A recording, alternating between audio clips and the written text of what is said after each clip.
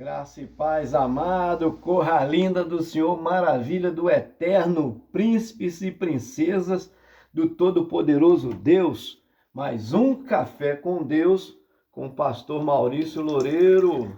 Café quentinho, feito na hora aí, no fogo. Eita glória! Você sabe que o Café com Deus é uma porção da palavra de Deus explicada, oração por você e sua família. Muito bem, café de hoje, meus amados, está lá em Atos dos Apóstolos, no capítulo de número 23, versículo 11. Mas antes eu quero te agradecer, muito obrigado você que tem compartilhado, você que tem nos ajudado aí, dado um joinha para nós, você que tem colocado aí um gostei, né? E também tem feito comentários, muito nos ajuda, o YouTube entende que é relevante, enviando para mais e mais pessoas. Você que se inscreveu no canal, eu tenho um compromisso de orar por você. Você que não se inscreveu, me ajuda aí, gente, é só clicar nas letrinhas em azuis que te direciona para o YouTube, lá você clica em inscrever-se automático, ok? Tá escrito assim lá em Atos 23, versículo 11... E na noite seguinte, apresentando-se-lhes, o Senhor disse: Paulo, tem ânimo, porque como de mim testificaste em Jerusalém, assim importa que testifiques também em Roma. Eita! Lembra que o apóstolo Paulo estava preso na fortaleza, né?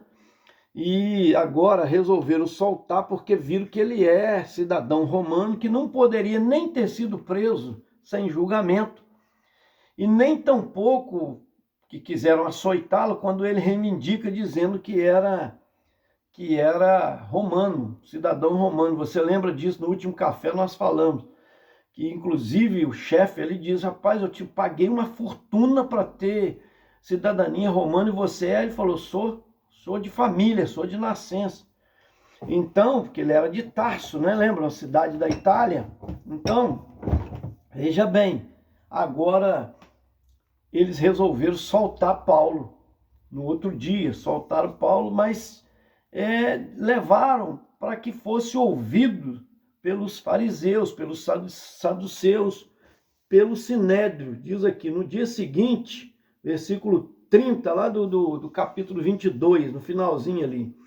Então diz aqui, no dia seguinte, querendo saber ao certo a causa por que era acusado pelos judeus, soltou das prisões, então mandou vir os principais sacerdotes e todo o conselho, depois trazendo Paulo, o apresentou diante deles. Então veio o sacerdote, juntamente com o conselho, né? Então o sinédrio estava formado ali para ouvir Paulo. E Paulo, pondo os olhos, disse: homens e irmãos, até o dia de hoje tenho andado diante de Deus com toda boa consciência. Quando ele falou isso, o sumo sacerdote mandou dar um tapa na boca dele. E o cara, né, lá o servo do sumo sacerdote, o soldado lá do templo, deu um tapão na boca de Paulo, que era a maneira de fazer os outros calar, né? Mas espera aí, Paulo não foi julgado ainda, como que ele estava sendo condenado. Aí ele responde dessa maneira, versículo de número 3, então Paulo disse: Deus te ferirá parede branqueada. Ele está dizendo o seguinte: sepulcro caiado, né? Isso que ele quer dizer. Deus vai te ferir. Tu estás aqui para julgar-me conforme a lei, contra a lei me mandas ferir? Quer dizer, você não tem autoridade, você não pode fazer isso. E então, os que ali estavam disseram: injurias o sumo sacerdote de Deus? Aí ele pede perdão. Fala: me perdoa, irmãos, porque eu não sabia que era o sumo sacerdote. Paulo sofria de problema de visão. Naquele tempo não tinha óculos de correção igual eu uso aqui, né? Então, de longe, o sumo sacerdote estava junto com os demais, não estava sentado em destaque. Então, só para você entender que ele não fez aquilo desrespeitando a autoridade, porque diferente de Jesus quando foi ferido, né, ele não recalcitou, ele não reagiu, né? porque tem ação e reação. A ação é o tapa que Paulo levou e assim Jesus também foi ferido. Mas eu aprendo aqui o espírito de humildade de Paulo, de cristianismo, de verdadeiro Cristo, porque quando ele percebeu que era o sumo sacerdote, quando fizeram saber que era o sumo sacerdote, então o que ele faz? Ele se retrata. Então nós podemos falhar. Jesus não errou, não teve pecado em Jesus, né? Mas Paulo, como aqui, reconhece o seu erro e pede perdão. Isso é que é bonito para nós aprendermos aqui, que você pode errar, mas reconhecer o seu erro, embora ele estava sendo ferido injustamente. Mas ele, quando dizem para ele, paz, é o sumo sacerdote, você está injuriando o sumo sacerdote, ele fala, eu não sabia, irmãos, me perdoa. Então ele se retrata, isso é muito bonito. Então ele diz aqui agora, ele percebe que há uma fúria contra ele, mas ele percebe, usa aqui de uma sabedoria, porque quando ele percebe que ali estava composto o conselho de fariseus e saduceus, ele apelou, né, para os fariseus, falou, eu sou fariseu, família farisaica, quer dizer, eu sou da nata da religião, estou sendo julgado por causa de acreditar na ressurreição dos mortos. Aí os fariseus tomaram as dores. Espera aí, vocês estão julgando o homem por quê? Porque os saduceus não acreditavam que existia ressurreição de mortos, não acreditam em anjos, né? em questões, e nem no espírito, na eternidade. Então, olha só, achavam que a vida acabava ali, não existia anjo, espiritualidade nenhuma, e né, era tudo a matéria, o físico, e nem tampouco ressurreição. Aí começou a haver desentendimento entre eles. Peraí, esse homem não tem culpa nenhuma, vocês estão julgando ele só por causa da ressurreição. Por quê? Porque ele justamente, lembra que ele deu um discurso dizendo, contando o seu testemunho, o seu encontro com Jesus. Primeiro que ele era fariseu, que ele era um homem dedicado à religião e perseguia a igreja do Senhor, sem saber que era do Senhor Jesus. Então, quando ele chega de falar sobre isso, o encontro que ele teve com o Senhor Jesus e que acerca da ressurreição de Cristo, pronto, eles não quiseram mais ouvir. Você lembra disso, esse discurso que nós falamos no café passado, né? E agora, quando ele apela por esse lado, os fariseus ficaram do lado dele, enquanto os saduceus contra, houve uma grande discussão entre eles, de maneira que Paulo ia ser até arrebentado pelo meio, porque um querendo puxar ele, que ele não tem culpa, o outro puxando que ele tem culpa.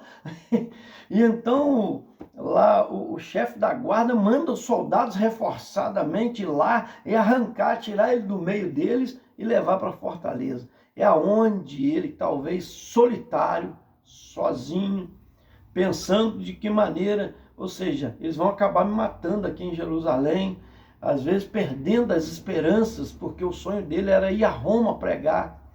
Então o Senhor aparece para ele para consolá-lo. É onde o versículo 11 que nós lemos aqui. Na noite seguinte, apresentando-se o Senhor Jesus, o Senhor aqui, o Senhor Jesus disse, Paulo, tem ânimo, porque como de mim testificaste em Jerusalém, assim importa que testifique também em Roma. Quer dizer, como você teve coragem de testificar. Por que coragem, irmão? Você lembra que o profeta Ágapo disse viu aquela roupa, não sabia de quem era, colocou a cinta lá e disse, esse homem em Jerusalém será preso, entregue pelos judeus, né, por causa dos gentios. Olha só, ele profetizou aquilo que estava acontecendo com Paulo, lembra disso?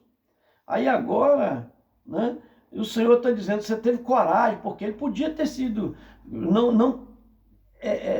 se ele não quisesse ir, ele não ia para Jerusalém, que ele foi advertido, foi avisado, mas ele estava pronto por morrer por amor à causa, né? Então, o Senhor disse, não, eu vou te usar ainda, você vai até Roma ainda dar testemunho, você não vai morrer aqui. Isso é lindo demais, gente, isso é tremendo. E, inclusive, se nós continuarmos lendo aqui, há uma conspiração contra ele, porque estavam odiando tanto ele, mas tanto que alguns judeus tomaram a decisão de jejuar e não comer enquanto não matasse Paulo. Isso nós vamos falar ainda no próximo café, né? Mas Deus está no controle de todas as coisas, guardando Paulo, né? Porque há um propósito que Paulo vá a Roma. Então havia um propósito ainda, é isso que eu aprendo, existe um propósito na nossa vida e existe um processo a ser cumprido e enquanto não chegar o tempo determinado, você não será morto, não será destruído, não será aniquilado, né? E Paulo, no caso aqui, a vida dele foi para glorificar o nome do Senhor. Ele estava preparado, ele chegou na maturidade tal, espiritual, né? De que ele estava pronto para ser um martirizado, certo? Então isso é lindo demais. E muitos de nós, às vezes, não acontece isso, e muitos aqui do Ocidente principalmente, porque nós não chegamos a essa maturidade. Mas esses tais, como ele e outros mais que hoje, em pleno século XXI, acontecem, são torturados, por anos presos e torturados. Deus, às vezes, não permite aqui ainda no Ocidente, porque nós não chegamos a tal maturidade que Paulo chegou, mas essas coisas nos faz amadurecer e a repensar sobre a nossa vida, né? O que precisa ser morto em nós, o orgulho precisa ser martirizado, ser morto, né? A vaidade, a falta de perdão e tantas coisas que precisam ser mortos em nós, né? A carne que às vezes pulsa para o pecado, da sexualidade, né, da sexualização, precisa ser martirizado, muita coisa em nós, e dia a dia, com o testemunho forte destes homens, né, de Deus, que como Paulo, como Martim Lutero, como John Wesley, homens que colocaram em risco a sua vida e continuaram testemunhando do ardor nos seus corações. E assim hoje ainda há pessoas que estão sendo, né, torturadas, suportando tanta atrocidade e dor por amor a Cristo, simplesmente porque ama. E como diz aí, o amor venceu o ódio, né? Muitos destilando ódio em nome do amor estão torturando, matando, perseguindo a igreja, perseguindo a família tradicional, perseguindo as pessoas que querem o bem, as pessoas que amam a Deus, que amam as suas vidas até, né? E pelo bem nós falamos da verdade e somos caluniados, perseguidos, injuriados, né? E muitos presos e torturados por causa de quê? Por causa do amor, né? Em nome de um amor por aí afora, né? Estão aí fazendo isso, mas louvado seja o nome do Senhor, que nós possamos amadurecer de tal maneira que Paulo chegou a dizer, eu já falei isso num café passado, que a sua vida ele dava como insignificante, contando que o nome do Senhor fosse glorificado nela. Então não importava o que ia acontecer com ele, amém? Que nós possamos chegar a esse nível de maturidade aqui no Ocidente também, assim como muitos lá no Oriente estão sendo torturados, lá na Ásia, né, em vários países que na janela 10h40, que é uma perseguição implacável, aí considerados 62 países, 64 países não alcançados pelo Evangelho. E é triste saber que 3 bilhões de pessoas ainda não conhecem a Cristo, o Evangelho, não conhecem o Evangelho, e morre por dia 120 mil pessoas sem sequer conhecer a palavra de Deus. Então nós precisamos de amadurecer muito e pregar muito o Evangelho. Recebe aí essa palavra no seu coração, em nome de Jesus. Eu quero orar por você. Pai, em nome de Jesus, coloca essa vida nas tuas mãos, está recebendo a tua gloriosa palavra. Eu oro também, ó Deus, por todos os caminhoneiros, por todas as autoridades constituídas no poder do nome de Jesus, que o Senhor dê graça, dê sabedoria, converta corações de autoridades que não estão convertidas a Ti, porque brevemente haverá um arrebatamento do Teu povo e um julgamento desta nação, das nações, Pai. Eu coloco diante do Senhor também o Wagner Lopes Ferreira, coloco também, ó Deus, que o Senhor traga uma libertação a essa vida, ó Deus, em nome de Jesus. Coloca a Andressa, a neta do Nem Petrino, que o Senhor, ó Deus, tome ela nas tuas mãos, cure aquilo, ela está desenganada pelos médicos, o médico não sabe o que é, ó Deus amado, aquele sangramento, Senhor, ó Deus, na boca, Senhor, no nariz, toma nas tuas mãos, coloca na mão dos médicos, ó Deus, que podem ter entendimento e trazer um remédio que possa curar, ou o Senhor faz um milagre também, em nome de Jesus. O Jorge Luiz Rodrigues, Pai amado, que pede oração também pela Kelly, que é a esposa do William, lá da Light, o Senhor pode fazer um milagre na vida dela. Coloco nas tuas mãos também a Nelma Kumaru, Pai amado, que pede oração pela sua família, em especial pelos filhos e netos também. Ela é lá de Pernambuco, toma nas tuas mãos, ó Deus, a Terezinha Parreira também, família, lá de Itaguaí, Rio de Janeiro, estado do Rio de Janeiro. Toma a Karina Froza e família, lá do Rio Grande do Sul. Toma o Dedley Dinche, Nando Saveca, também família, lá de Chimoio, ó Deus, Moçambique. Coloco nas tuas mãos também a Rosângela Santiago Moreira e família, lá de São José dos Campos, São Paulo. Coloco nas tuas mãos também, ó Pai, a Rosaura Marques, que pede oração também pelo neto Lucas, que vai passar por uma cirurgia em junho. Coloco nas tuas mãos, teu filho. Deus, também a Carmen Meirelles, a Cacá, lá de São Paulo. Coloco nas tuas mãos Eronildo Lima, também família de Itumbiara, Goiás. Coloco nas tuas mãos o Silvio César Ferreira Santos e família. Também, ó Deus, o Isael Rodrigues e família, lá de Seropédica, estado do Rio de Janeiro. Coloco nas tuas mãos o Adriano Freitas e família de Santa Maria, Rio Grande do Sul.